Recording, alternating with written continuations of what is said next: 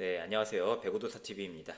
배구가 없는 월요일은 배구도사 먼데이를 통해 여러분들을 찾아뵙고 있습니다.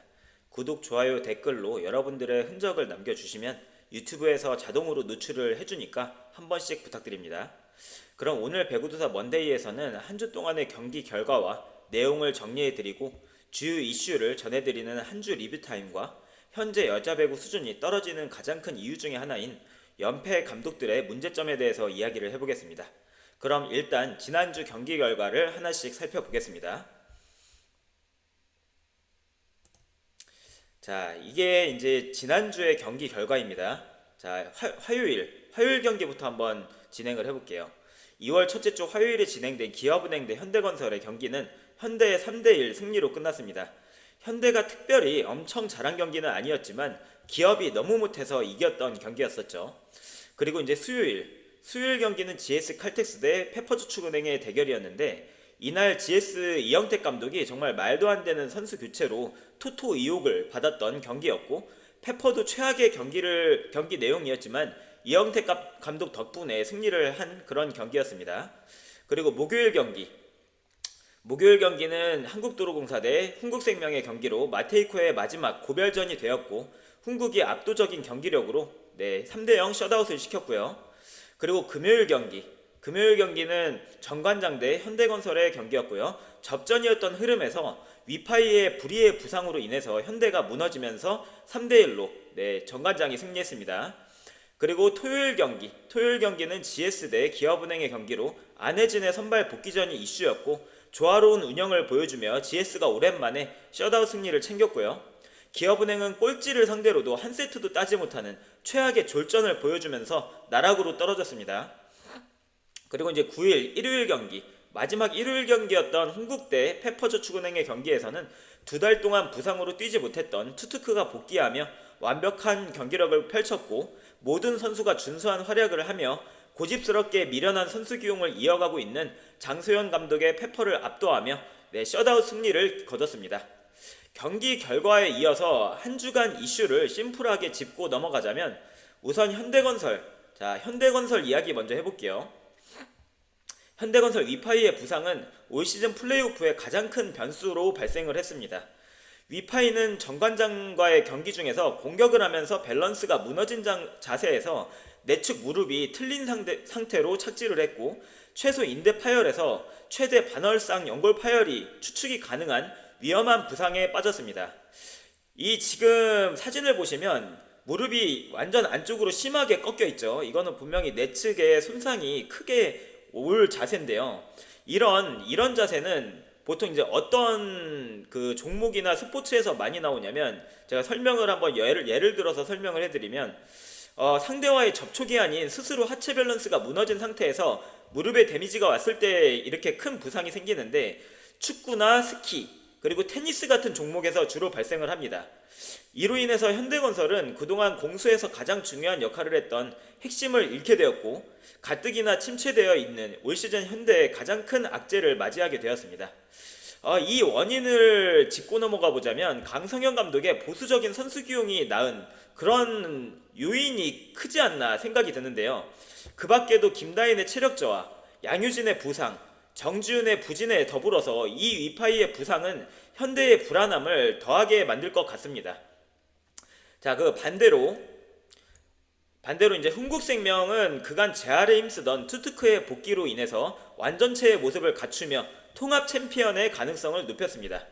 최근 조금씩 경기력이 올라왔던 마테이코였지만, 투트크가 있을 때와 마테이코가 있을 때의 흥국의 무게감과 밸런스는 다르다는 것을 제가 이야기를 많이 했었죠, 이전에도. 특히 흥국의 유일한 리스크인 정윤주의 리시브와 이고은의 토스 범실을 막아주는 보완제 역할을 하는 투트크이기 때문에 흥국의 우승을 위해서는 반드시 필요한 선수라고 이야기를 많이 했었습니다. 그것은 어제 경기 내용을 통해서도 충분히 증명이 되었죠. 그래도 그동안에 고생한 우리 또 마테이코 선수, 마지막까지 이렇게 박수를 치면서 김혜란 선수 은퇴식을 지켜보는 모습인데, 그동안에 고생했던 마테이코 선수에게 수고했다는 이야기를 전하고 싶고요. 더불어서 또 어제 은퇴식을 가졌던 한국 최고의 리베로죠. 네, 전설 리베로의 전설 김혜란 선수에게도 한국 배구를 위해 공헌해줘서 고맙다고 팬들을 대표해서 다시 한번 감사의 인사를 드리고 싶습니다. 이렇게 이번 주 한 주의 경기 결과와 이슈에 대해서 정리를 해드렸고요. 이제 본격적으로 우리나라 여자 배구의 질이 떨어지고 있는 이유에 대해서 한번 이야기를 해보겠습니다. 제가 얼마 전에도 한 3주 전인가요? 아마 한 3주 정도 된 것 같은데, 네, 이 콘텐츠죠. 한 3주 전에 콘텐츠에서 이 이야기를 했었어요. 감독들의 보수적인 신인 기용과 배제에 대해서 고인물, 서열, 연봉 중심의 선수 기용이 우리나라 배구를 망치고 있다고 했고, 대표적인 감독으로 강성영, 고이진, 김호철, 장소연, 이영택 감독의 예를 들어 설명을 했었습니다. 못 보신 분들은 한번 배구도사 먼데이 그 3회편인가요? 예, 한 3주 전에 요거 제가 카드 올려드릴 테니까 한번 다시 보시고요. 제가 앞서 언급했듯이 한번 돌려보시고요. 제가 오늘은 현재 최악의 성적을 기록하고 있는 3명의 감독 김호철, 장소연, 이영택의 이번 주 경기를 예시로 한번 보여드리겠습니다. 첫 번째 감독은 기업은행의 김호철 감독입니다. 자, 김호철 감독의 모습이죠. 제가 앞서 언급했듯이 감독들은 크게 3가지 문제를 일으키며 경기를 망칩니다. 첫 번째는 선수 역량 판단 부족, 두 번째는 상대팀 분석과 전술 부족, 세 번째는 선수 기용과 교체 판단 부족입니다. 배구라는 종목의 성질을 보면요, 로테이션과 정해진 구역이 존재하는 정형적 포지션 운동으로 그만큼 분석의 효과가 큰 종목입니다. 그만큼 위에 언급한 3가지만 잘하면 연패를 하기가 쉬운 종목이 아니란 얘기입니다. 그런데 김호철 감독의 최근 성적은 어떨까요? 후반기 4라운드부터 전적을 보면 1승 8패입니다. 전반기에 좋았던 성적과 분위기가 왜 갑자기 이렇게 급변했을까요? 저는 기업은행이 잘 나갔던 전반기에도 이 흐름이 길게 가지 않을 것이고 선수단 구성의 구조적인 문제로 인해서 봄 빼고는 못 갈 것이다 라고 전망했었습니다. 그 문제는 지금 여실히 드러나고 있죠. 특히 김호철 감독의 선수 기용과 교체는 그 문제를 더욱더 증폭시키고 있습니다. 기업은행에서 가장 문제가 있는 포지션은 어디일까요? 여러분들이 아마 다들 예상하고 있는 바로 그 포지션, 세터입니다. 천신통이 부상으로 빠지고 나서 김하경이 계속 선발 출전을 하고 있는 기업은행은 마치 우연처럼 내리막길을 걷고 있습니다. 제가 매 경기 실시간 중계 때마다 기록하는 세터의 토스 범실과 평점을 보면 김하경은 현재 V리그 최악의 세터이고 V리그에 있어서는 안 될 선수입니다. 그런 세터를 딸처럼 아끼고 소중히 여기는 김호철 감독으로 인해서 기업은 가뜩이나 어려운 상황에서 벗어날 수 있는 동력을 만들지 못하고 있습니다. 그 가장 대표적인 영상을 한번 여러분께 소개해 드리겠습니다. 대부분 맞은 경우가 많아요. 네. 자, 지금 이 장면은 이제 지난주 경기죠. GS 칼텍스 대 기업은행의 경기 장면인데 1세트, 2세트 다 기업은행의 김하경이 선발로 들어가서 10점 차와 4점 차로 1, 2세트를 정말 압도적으로 졌습니다. 그리고 지금 3세트의 후반기인데 점수 차이가 17대 16입니다. 지금 세터는 김윤우 세터입니다. 김하경이 아니고요. 그러면 김윤우가 지금까지 이 박빙의 점수차를 이끌어왔다고 할 수 있는 상황이겠죠? 자, 경기 한번 보시죠. 아이고. 대부분 맞은 경우가 많아요. 네. 미들랠리에서 과감하게 판독을 시도했지만 상대에게 점수를 내줍니다. 자, 여기서 패스 페이크는 안 통했고요.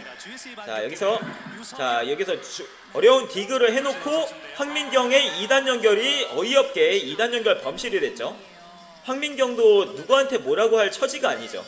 연봉은 연봉대로 높으면서 저런 범실을 하면 욕 먹어야죠. 여기서 김채원이 디그는 잘했는데 2단 연결이 너무 안 좋았죠. 그리고 작전 타임이에요. 자, 여 작전 타임에 김호철 감독의 이야기를 한번 들어보세요. 자, 할 수 있는 걸 갖다 왜 2단 연결을 못하냐.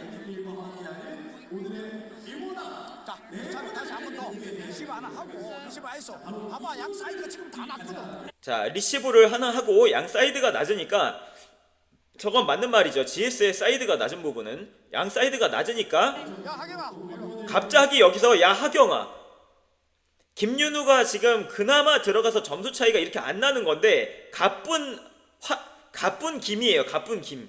갑자기 여기서 지시를 하다가 양 사이드가 다 남거든. 그러면 김하경을 불러요. 또 양 사이드 야 하경아 김하경을 불러요. 또 그러면 희준이 언니를 갖다가 아베이나 빼게 해놓고 양 사이드로 빼면은 된다는 거야. 여기 내부터도 작은 놈이 와 있거든. 그러고 나서 김하경으로 해서 3세트도 졌습니다. 이렇게 결국에 김윤우를 교체 투입해가지고 분위기가 그나마 올라왔는데 결국에 또 막판에는 우리 하경이 이러면서 하경이를 부르더니 3세트까지 지고 3대0으로 망했습니다. 이게 뭐예요? 자, 이게 어떻게 보면 김호철 감독의 올 시즌을 보여주는 것 같은 장면이에요. 이게 정말 이해가 안 됩니다. 1승 8패를 했을 때 변화가 없었는데도 불구하고 계속 김하경이다. 이거는 도대체 세터 기용이 김호철 감독의 머릿속을 이해를 할 수가 없습니다. 솔직히 이해를 할 수가 없어요. 보통 길게 연패를 하는 팀들은 대부분 세터의 불안정성을 가지고 있고 이게 가장 크게 작용을 합니다. 지난 시즌에 페퍼 23연패 할 때는 이고은의 토스 범실이 그게 주범이었고 올 시즌 초에 도로공사가 연패를 하는 과정에서는 김다은의 토스 범실이 주범이었습니다. 이번 시즌도 마찬가지죠. 후반기 연패하고 있는 기업은행은 김하경, 페퍼저축은행은 박사랑 모두 공통적인 세터들이 범실을 많이 하면서 연패가 자초되는 그림이 나오고 있습니다. 그런 세터를 고집스럽게 기용하면서 연패를 벗어나기가 어렵고 더군다나 다른 포지션이 강한 것도 아니기 때문에 그 가능성은 더욱 줄어듭니다. 김호철 감독의 선수 기용 문제는 다만 세터뿐만이 아니죠.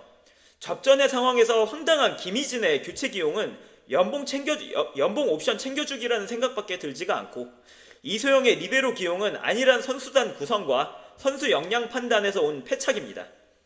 기업은행이 이겼던 경기들을 복귀해보면 김하경, 김희진, 이소영이 존재하지 않았고요. 빅토리아가 훨훨 날았을 때 기업이 정상 운영이 되었었습니다. 그 빅토리아가 지금 날고 있지 못하는 이유 또한 김하경의 토스 불안과 연결이 되어 있습니다. 그동안 지낸 정으로 선수를 감싸는 건가요, 김호철 감독? 프로에서는 말도 안 되는 일이고요. 그런 기용을 하는 감독은 과거의 스타였던 천재였던 V리그 경기 내용을 저질로 만드는 존재일 뿐입니다. 자, 그러면 이제 페퍼저축은행의 장소영 감독 이야기를 한번 해볼게요. 자, 페퍼의 장소영 감독도 마찬가지입니다. 페퍼는 후반기에 3승 6패를 기록하고 있으며 특히 최근의 경기력이 급하락하고 있습니다. 올 시즌 페퍼의 가장 큰 문제점은 전반기 내내 제가 이야기를 많이 했던 박정아, 이한비 두 명의 언밸런스 아웃사이드 히터 라인입니다. 다른 팀들은 바보라서 공격 잘하는 두 명을 그 자리에 쓰지 않는 걸까요? 아웃사이드 히터가 득점력 우선으로 뽑는 자리라면 왜 다른 팀들은 그렇게 안 할까요? 배구 경기의 안정성을 만드는 것은 리시브입니다. 아웃사이드 히터가 자, 이 아웃사이드 히터에 대해서 또 이야기를 계속 이어가겠지만 배구에는 3대 범실이라는 게 있고요. 이 범실들이 많은 팀들은요, 강팀이 될 수가 없습니다. 그것이 뭐냐면 서브 범실, 리시브 범실, 토스 범실 요 세 가지입니다.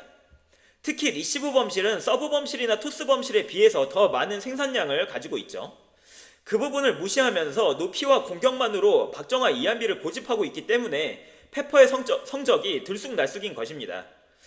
그 핵폭탄 라인에 더불어서 이원정의 부상 후에 박사랑의 불안정한 토스 범실까지 더해지면서 페퍼는 현재 어느 팀도 이기기 어려운 경기력을 보여주고 있습니다. 제가 올 시즌에 전망했던 페퍼는 충분히 4위까지 가능한 팀이었습니다.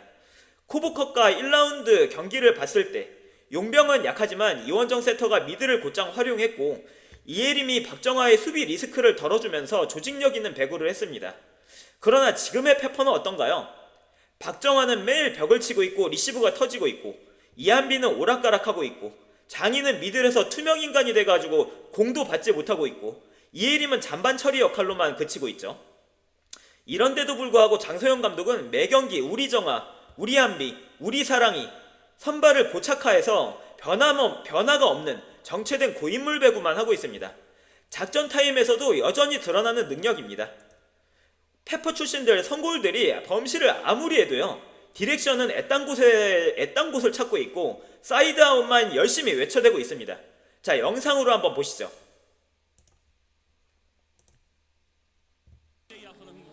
자, 이 경기는 어제 경기입니다. 페퍼저축은행 대 흥국생명의 경기. 자, 한번 보시죠. 자, 지금 처음부터 보면, 자, 이거 서브인데 이한비가 리시브가 터졌죠. 이게 페퍼의 문제잖아요. 2단 연결해서 박은서가 또 볼을 날렸습니다.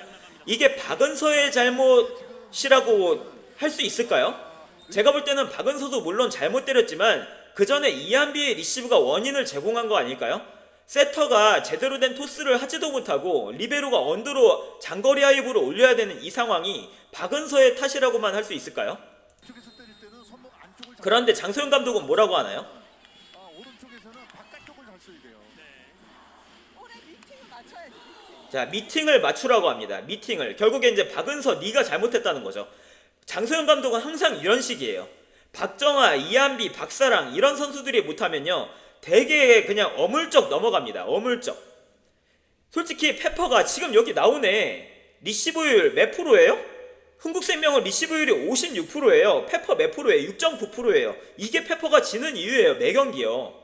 그런데 이거를 맨날 어디서 찾고 있어요? 다른 데서 찾고 있어요. 맨날 공격수에서 찾고 있어요. 정말 바보 같은 거죠. 리시브가 터져가지고 점수가 벌어지고 있고 박사랑의 토스 범실이 나와서 지금 6대2가 된 상황인데 그럼에도 불구하고 그거에 대한 지적은 하나도 없고 이상한 엄한 데만 지금 잡고 있어요. 계속. 자, 그리고 이제 또 다른 작전 타임도 볼게요. 또 리시브가 터졌죠. 이한비가. 정말 답답한 페퍼저축은행의 이한비, 박정아 리시브 라인이죠. 자, 이고은의 서브에서 이한비 리시브가 또 터졌어요. 자, 이렇게 리시브 범실이 나오니까 따라붙을 기회조차 안 나는 거죠. 공격이 아무리 되면 뭐합니까? 저렇게 리시브로 점수를 쉽게 다 주는데. 다시 또 5점 차이로 좀 벌어지죠. 자, 여기서 또 이한비가 터지죠. 리시브. 자, 이제 또 작전 타임을 할 거예요. 뭐라고 하는지 한번 보세요. 자, 이번엔 뒤쪽으로 왔고, 자, 이한비가 자 지금은 대각으로 때렸는데 나갔죠. 지금도 이제 토스가 좀 불안하니까 이한비가 직선을 때리지 못하고 각을 크게 보려고 좀 무리해서 때리다 보니까 공격 범실이 나왔죠. 자, 뭐라고 하는지 한번 보세요. 계속 발이 안 움직여. 한발 빨리 들어가죠. 발이 안 움직인다. 힘이 전혀 안 맞잖아. 할 말이 없어요. 놓고 바로 돌려줘. 사이드 아웃 끝. 이게 내용의 끝이에요. 리시브율은 여전히 11%를 데이터가 가르쳐주고 있는데도 불구하고 아무런 지적이 없고요. 그냥 사이드 아웃만 돌리라고 해요. 맨날. 벌써 2세트의 레파토리가 끝나면 어떡하나요? 그 작전 타임 디렉션이. 그래도 한 3세트까지는 레파토리를 준비해와야 되는 게 좀 정상 아닌가요? 맨날 이런 식이에요. 장소영 감독은. 그래서 감독의 자질이 부족하다고 하는 거고요. 정말 답답합니다. 네, 답답해요. 자, 지난 GS 경기, 그러니까 지난 경기 GS전 이영택 감독이 교체 헛발질 안 했으면, 그리고 박수빈의 활약이 없었다면 이게 이긴 경기가 아니었죠. 지난 GS 그 연패 끄는 경기도. 나이와 상관없이 박수빈에게 조금 더 기회를 줘야 되는 게 마땅한데 장소영 감독의 머릿속에는 마치 군대의 계급사회가 박혀있는 것처럼 선수 선발과 기용을 고집하고 있습니다. 만약 남은 5-6라운드에도 박정아, 이한비, 박사랑 조합이 계속 유지가 된다면 저는 GS와 꼴찌가 바뀔 수도 있다고 예상을 해봅니다. 자, 그리고 마지막으로 이영택 감독 역시 욕먹어 마땅합니다. 자, 이영택 감독 한번 보시죠. 자, 이영택 감독도 욕먹어 마땅해요. 물론 최근에 GS는 유서연이랑 안혜진의 복귀로 큰 힘을 얻고 있습니다. 전반기 때보다 경기력이 좋아진 것은 사실이에요.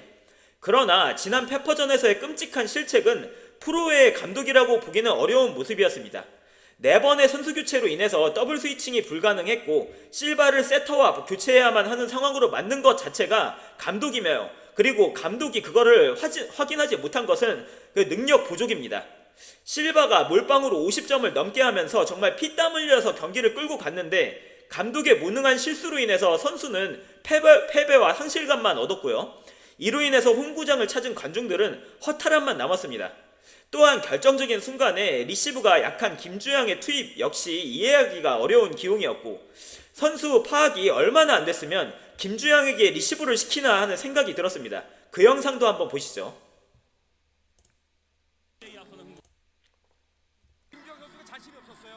뭐 이영택 감독 자, 망연자실한 실바의 모습. 이런 상황을 자, 실바가 들어간다고 하니까 이영택 감독이 잡죠. 너 들어가면 안 된다. 들어가지 말아라. 네, 세터와 교체할 수밖에 없으니까 더블 스위칭에 어떻게 보면 부작용이죠.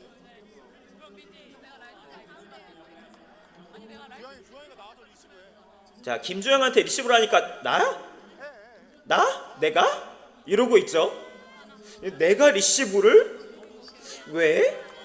약간 이런 느낌이죠. 이게 2억 연봉을 받는 선수의 태도인가요, 이게?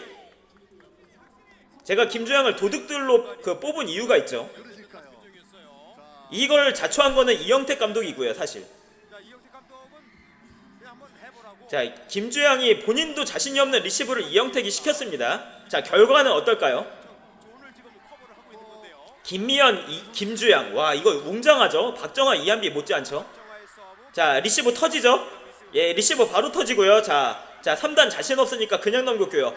이러면 상대의 찬스죠? 장위의 이동 끝. 이게 결과예요. 이게 감독 교체 판단 미스에 대한 결과입니다. 세트를 내준 거. 진짜 연봉이 2억이나 되는 선수가 리시브에 자신이 없다고 하는 거나 그 선수에게 리시브를 한번 받아보라고 하는 감독이나 참 우리나라 여자 배구의 수준을 노골적으로 대변하는 한 장면이지 않나 싶습니다. 이런 사례들과 더불어서 우리나라 여자 배구를 보면 용병에 대한 심각한 의존도와 국내 선수들의 성장 상실, 그리고 다양한 공격 전술 부재 등 여러 가지 문제점이 드러나 있고요. 그 부분은 모두 감독의 역량과 직결되어 있습니다.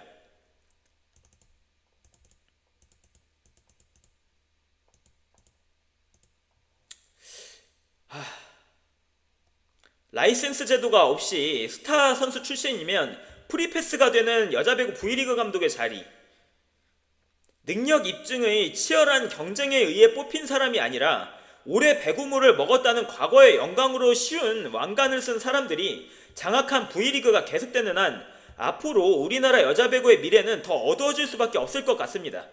고인물은 썩는다는 자연스러운 자연의 섭리처럼요. 그러면 오늘의 배구투사 먼데이는 여기서 마치겠습니다. 자, 시청해주셔서 감사합니다. 저는 실시간 중계로 내일 돌아오도록 할게요.